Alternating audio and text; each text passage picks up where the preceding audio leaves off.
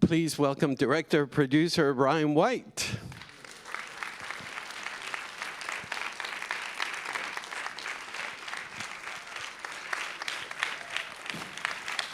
Thank you. Welcome, Ryan. Welcome. You know, when I introduced the film, I forgot to mention that Mars is completely recreated by special effects, and it's amazing what you guys accomplished. Can you tell us when did that come about? That idea of completely showing us Mars.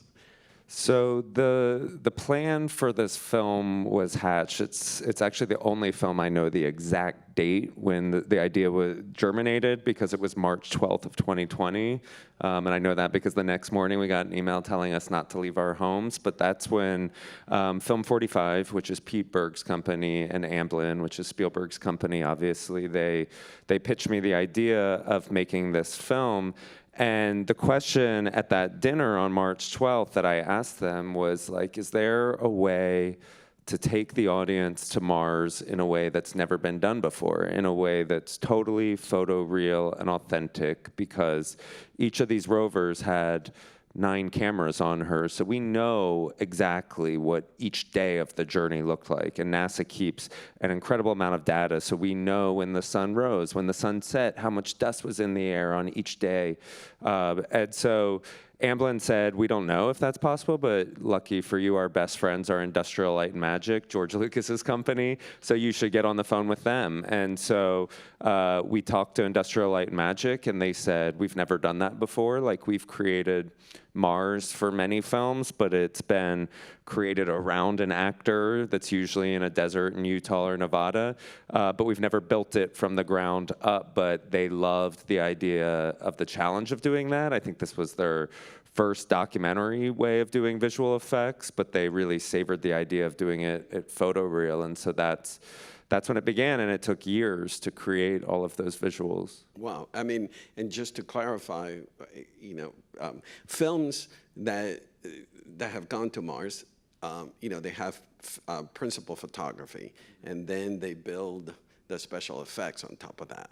With you, it was from the ground up completely. Correct. Yeah, and normally when you go, I would assume, I've never worked with Industrial Light and Magic before, but I would assume you're going to them for their imaginations. And I was coming to them with the exact opposite pitch, saying, like, whatever you do, don't use your imaginations, use all of this data and photography. And I remember saying to them, like, if this is gonna end up looking like a cartoon, we should not go down this path, because this is a documentary, and so it has to be photoreal. And they said, you know, like, we think we can pull this off, even though we've never done it. So in a lot of ways, it was us, like, holding hands and jumping off of this cliff together, and me just hoping that they could deliver on that promise, because, like I said, it takes years to create those visual effects. So for over a year, our film was just like black and white pencil sketches as you watched it, until we had locked all of the editing and the final renders started to come in. There's one sequence when the rover gets stuck in the sand. Can you tell us about that sequence? I mean, the sand is so hard to animate, and it just looks so incredible. It's a great observation, because again, knowing nothing about visual effects as I went into this, and normally as a documentary filmmaker, you're very run and gun. You're finding your story in the edit room. You can experiment like crazy, and you can't do that when you have these epic size visual effects. And Industrial Light and Magic said at the very beginning, like, the most difficult thing for us to animate is always going to be the sand. And sand on Mars is even more fine than sand on Earth. It's often likened to, like, talcum powder or cake flour. And so I had to be very judicious in the scenes that showed interaction between wheels and sand, because those were by far the most complicated shots to create. And so the scene that you're talking about, which we call our quicksand scene, was the one where we blew a lot of our budget. But I knew that scene, I wanted to be in there when Opportunity got stuck. But those scenes where her wheels are turning, because they have to individually animate each grain of sand that's popping up. So if you ever watch it again, watch it in slow motion, because we would have to watch every frame to make sure the lighting on every grain of sand was perfect. So that's why that's the big sand scene in my film. There's not a lot of others. I read somewhere that you've always wanted to do a space film, a space documentary. You know, can you tell us about that fascination and finally coming true? I grew up in Georgia, and I desperately wanted to be an astronaut growing up. Georgia's where they make Cabbage Patch dolls, Cleveland, Georgia, to be exact. And my Cabbage Patch doll, which I got out of the cabbage, they literally birthed them out of these fake cabbages. I got the astronaut Cabbage Patch doll, and I would go to bed with him every night. That was my passion in life. And I was a big math and science nerd growing up. And obviously, it's a dream that never panned out for me. I did not become an astronaut, but I became a nonfiction filmmaker, and the thing that I love about my job is that we get to do all of these we get to be on the sidelines for these insane journeys in people's lives that we would never be a part of if we weren't documentary filmmakers. And so I always knew that I could probably con my way into that childhood dream through a story at some point. I was just waiting for the right story. And so there were many space documentaries that were pitched to us over the last 20 years that I've been a filmmaker, and they just weren't the right story. And so that dinner on March 12th, when Amblin said the idea of a film about the robot that was supposed to live for 90 days but survived for 15 years was an immediate yes. It was the way to vicariously relive that childhood dream, and it was so fun to make. And what was it, NASA gave you the treasure trove of archival footage. What was it like for you to have to navigate, pun intended, through that material? Well, yeah, so NASA gave us almost 1,000 hours of archival, and at that dinner on March 12th, that was a huge part of the draw to me, a huge part of the pitch. So typically, I am a verite documentary filmmaker, meaning I'm following something unfolding. That's what I love about my job. Holding my camera for years around these remarkable journeys, and I don't typically make, a lot of my friends and colleagues do, they make more historical and retrospective films, but that's not what I love about documentary filmmaking, and it's not the types of films that I make. And at that dinner, Amblin said, well, we've gotten access to NASA's complete archive, and they were there shooting from the very beginning, even when Opportunity and Spirit were just an idea in somebody's head all the way through their building and then launch and landing, obviously. And so we thought oh, this is a way to be able to, this story has already had its beginning, middle, and end, but this is a way, because they were shooting fly on the wall the entire time, that we could take the audience on this journey as if we were there day by day while it was happening. And that was also the idea of the visual effects. It's we know we have 1,000 hours from Earth that are incredible, but we don't want this just to be an earthbound film. We also want to go to Mars. And so between the archival on Earth and then the visual effects on Mars, can we tell this story in a present tense way where it's not just looking back on Opportunity and Spirit's life, but the audience can be there from day one all the way through the 15-year journey? And the fact that archive existed from NASA, which was a huge draw to me. Mm-hmm. And you mentioned that you're always, in your past documentaries, you're searching the subject. In this case, did you write a script because of that? I did. It's the only documentary I've ever written a screenplay for. It was for why did you feel that you needed? It was two reasons. One was it was March of 2020, so we weren't out there shooting at all. So what we did was pre-interviews, meaning my producers would sit down on Zoom with, it was almost 50 people that played a part in these robots' lives, and interview them for 4 or 5 hours. And so I was watching all of these pre-interviews with the human beings that played an integral part in their lives, and you started to see which stories would bubble up over and over. So we started using those pre-interviews to write out a script for the day when we would be able to shoot again, which wasn't until December of 2020. And it was also because of the visual effects. Industrial Light and Magic, that conversation was April of 2020, and they said, it's gonna take us years to create these visuals. What do you want? Like, what scenes do you want in your film? And I hadn't even started shooting my film yet. So it was almost the inverse order of what normally happens with a documentary, but I had to write out the scenes that were gonna be animated in CGI. And so it was using those pre-interviews from the human beings and saying like, okay, the quicksand scene is definitely gonna be in there. You know, the scene of the first dust storm is definitely gonna be in there. Spirit going through winter on Mars is definitely gonna be in there. Start writing the scenes. And so it is the only doc, and may continue to be the only doc that I'll ever write a screenplay for.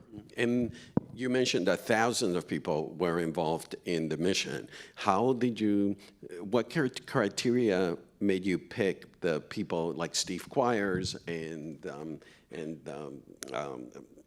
Abigail Freeman, et cetera, the people, how did you pick them?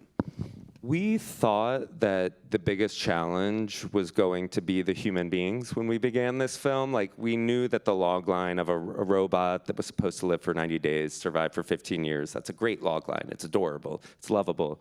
But we didn't know who the human being characters would be, and I think we came in with these preconceived notions that scientists and engineers would perhaps not be the best storytellers or the most emotional people, that they would probably be very detached from their work, that they would probably be very practical and rational and academic. And so that was our assumption that ended up getting completely proved wrong in that pre-interview process, where my producers were talking to these people, and every person they would send me an email with the Zoom link saying like, we have to include this person on camera because he or she has this incredible emotional bond to the robot, or this incredible anecdote. So what ended up happening was the biggest challenge in the film was how do we limit the amount of human beings that are included? And so I'll always feel guilty for it. I think we just had to come to terms with the idea that we can never do this complete team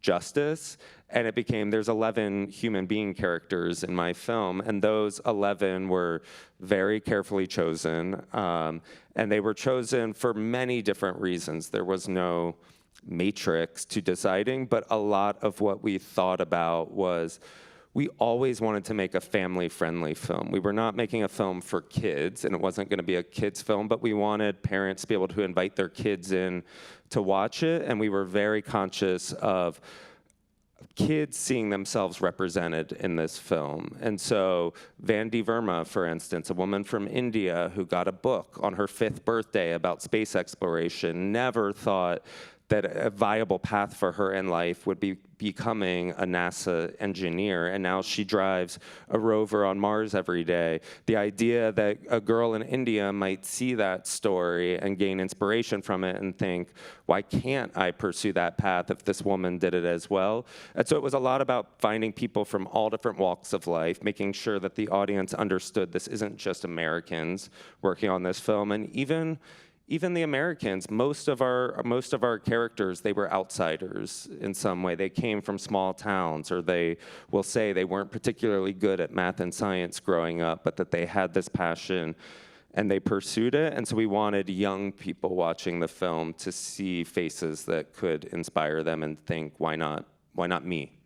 We talked about the special effects, but another aspect that I loved about your film is the sound. You know, can you tell us about working with your sound team? So yeah, I don't, normally in my films, I'm not working with Amblin. I'm not working with Industrial Light and Magic. I don't have Angela Bassett playing the voice in many of my films. And the sound design is a very similar pattern to that, where our sound designer's name is Mark Mangini.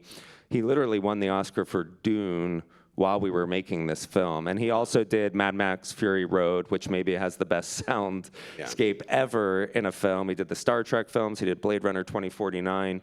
And so we knew that we were taking on a different type of sound design that we had ever done in our docs. And sound design, I love. It's one of my favorite. Music and sound design are probably my favorite parts of post, even on a traditional documentary. But this one involved creating another world, an alien world. And so we went to Mark Mangini. I was shocked that he said he would do it. He had never done a documentary before, but I showed him this little sizzle reel that I had created, and he loved the story. And Mark, I thought, similar to Industrial Light and Magic, I thought he was going to be using his imagination in ways that I wouldn't want him to. But it turns out Mark, even on Dune or Mad Max, he is an ethnographer. He's a cultural anthropologist. He's out there recording real sounds that are the building blocks of the sound design in those films. And so he did it in a very documentarian type of way. Like, he was able to go out to the Jet Propulsion Laboratory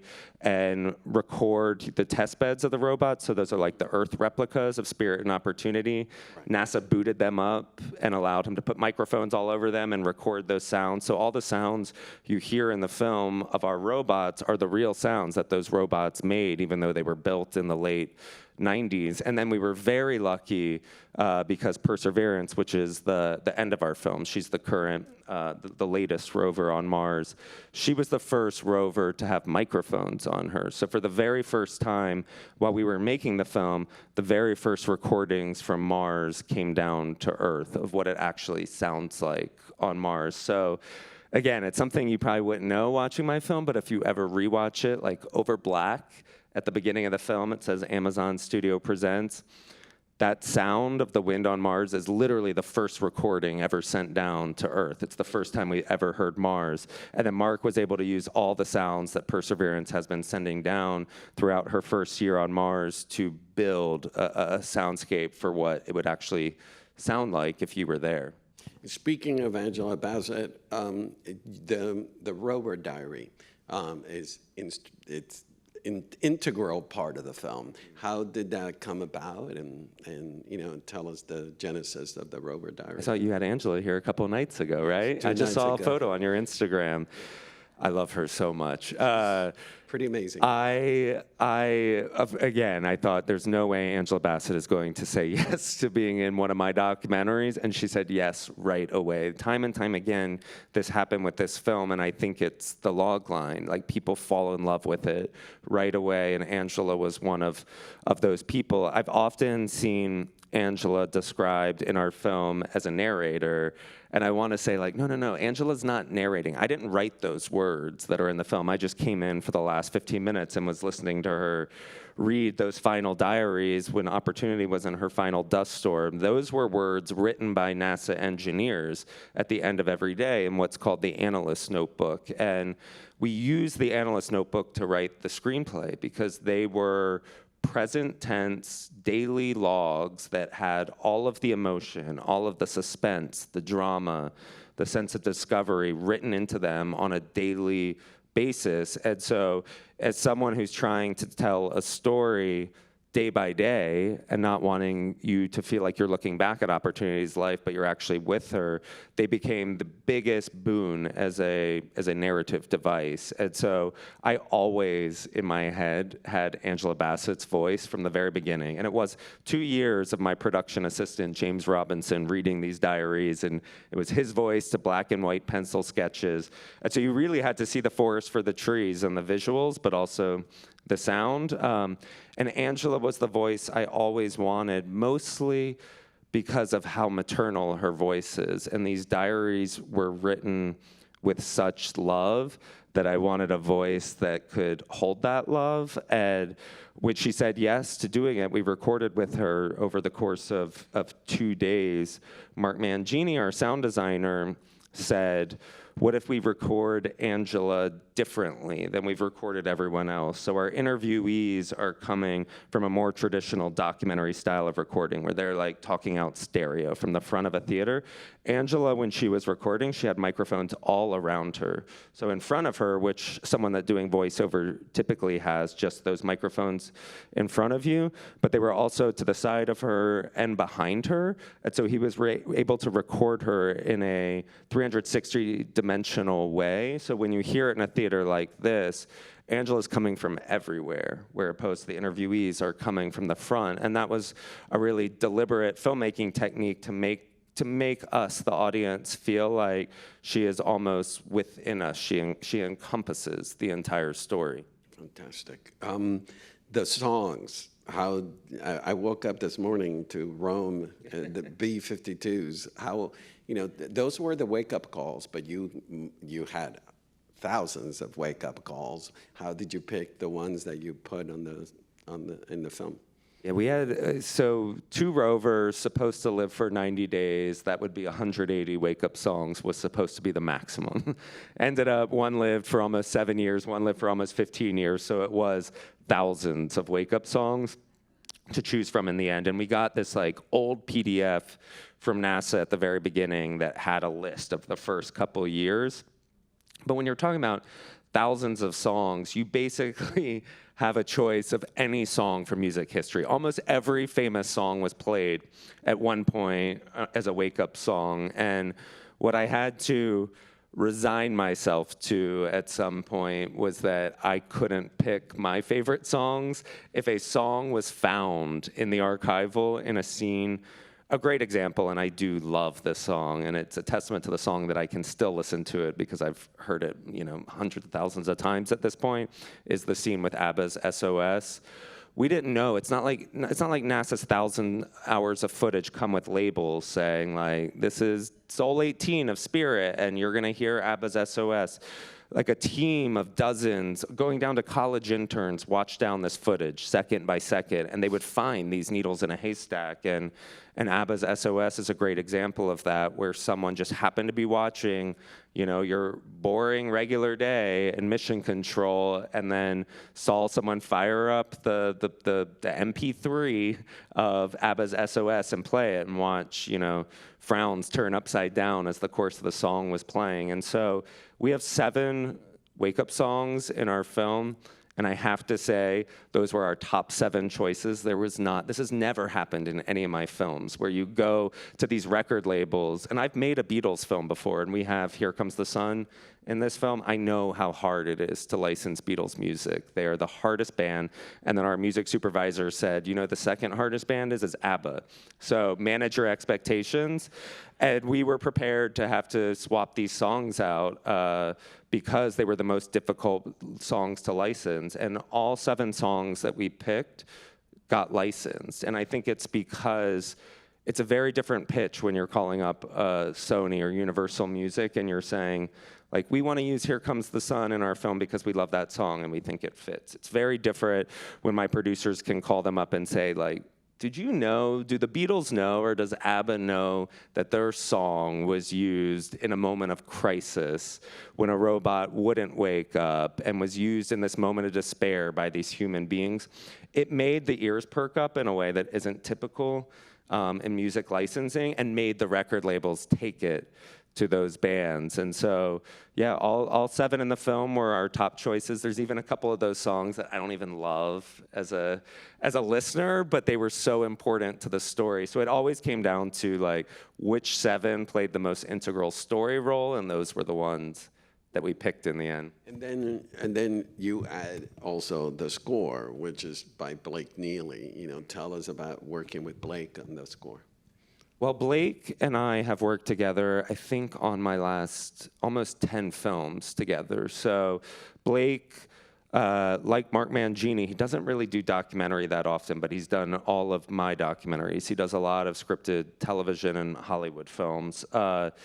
But he got involved in my second or third film, which was about gay marriage, and he just felt very passionately about the story. And he emailed me and said, I would love to score this film. And I was a no-name filmmaker, and we began that partnership. And because we've worked together for over a decade now, we have a very... He's the person that I spend the most amount of time in person with. Of all of my creative collaborators, I spent a ton of time at Blake's studio just experimenting with music. And with this film particularly, I think it's the biggest orchestra we've ever had. It's 60-something musicians playing in a live orchestra in this film, which you typically don't get in a documentary. So we knew that we wanted it to be very cinematic. My biggest model for this film, when Amblin pitched it to me, I told them my favorite movie as a little boy and still today is E.T.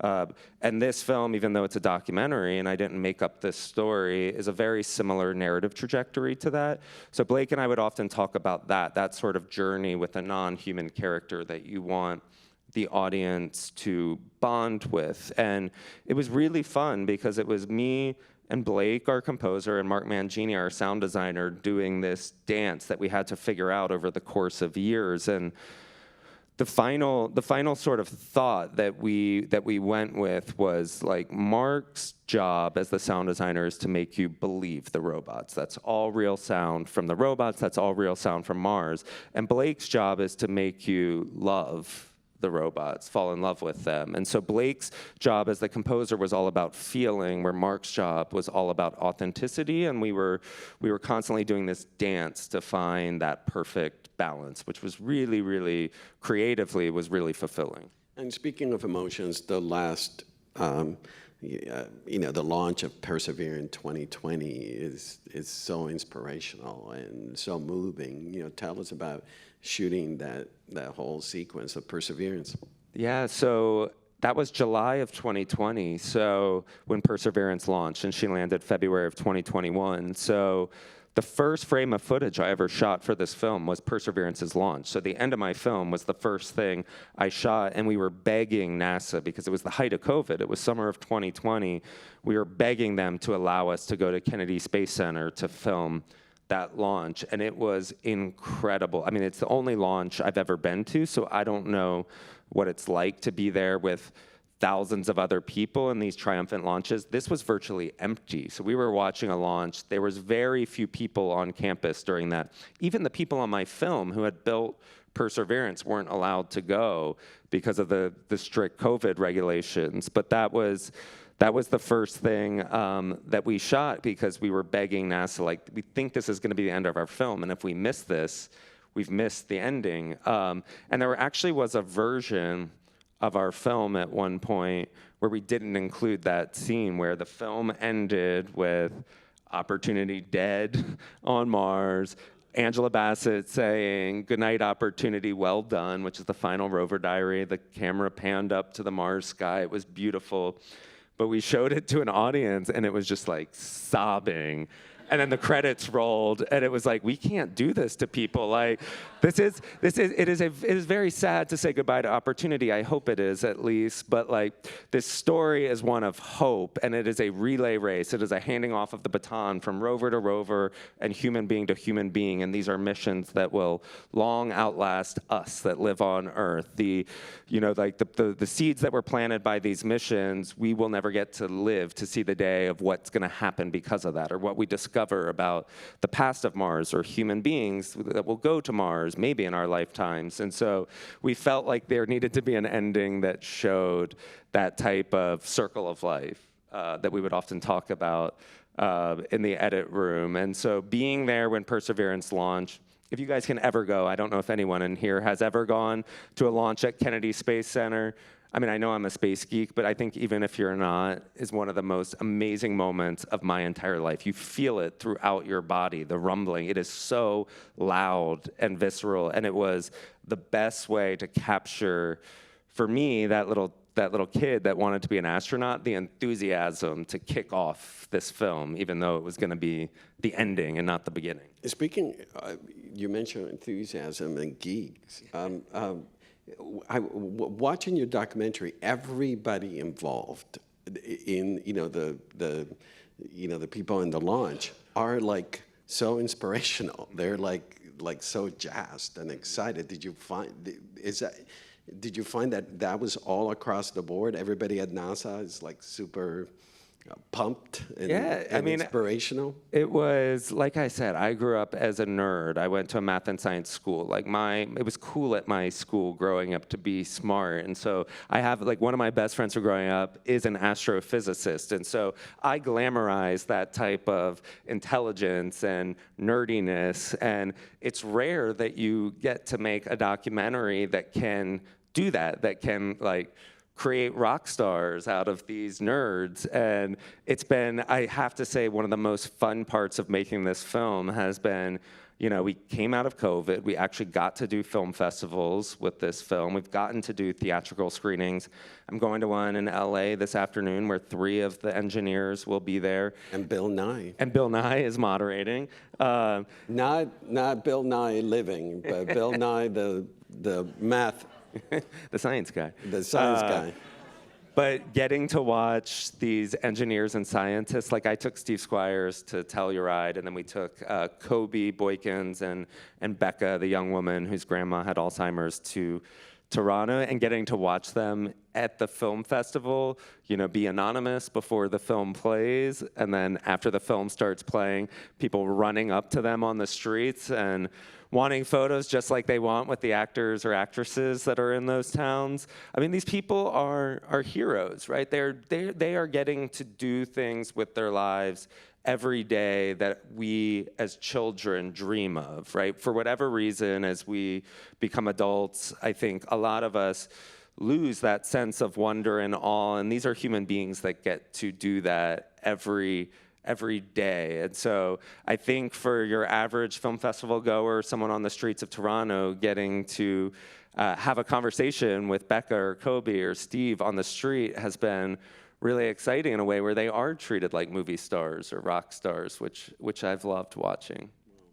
Well, it's quite an inspirational film you've made, and I don't know if you heard, people were sniffling, and did you? Sorry. Did you expect it? Was that intentional to? No, I promise you, if you were sniffling, there were no conversations in the edit room. We were not puppeteering, saying how do we make an audience cry? We knew we had an emotional film. We did not know that we had a film that would lead to so many tears. In fact, at Telluride, I introduced the film, and the film had never played publicly, and I introduced it as this incredibly happy and heartwarming film, and then I had this teenage girl at the end grab me and say you can never introduce the film that way again. Yeah. I am so sad. And you made me think I was going to be happy, and so I've stopped doing that when I introduced the film. But I think there's something, from the beginning of time in storytelling, there's been stories about non-human characters. I think that's why E.T. is my favorite film, but we've seen that throughout books and cinema. And I think there is something about it being a true story where it's not imagined. This is a real story, but it is similar to those narrative trajectories of E.T. or the films that I grew up with in the 80s about space that I loved, that just does something to people's hearts, and it's very apolitical, right? It strips the politics away because it's just a box of wires, but she's doing this thing that we can't do ourselves. She is our brave, intrepid explorer out there alone because we can't go there ourselves yet. And so I think we connect with her, hopefully. Yeah, absolutely. Well, thank you, Ryan, for being here. Thank you. What an honor. Yeah. Awesome. Thank you, everybody. Thank you all so much. Spread the word on the film.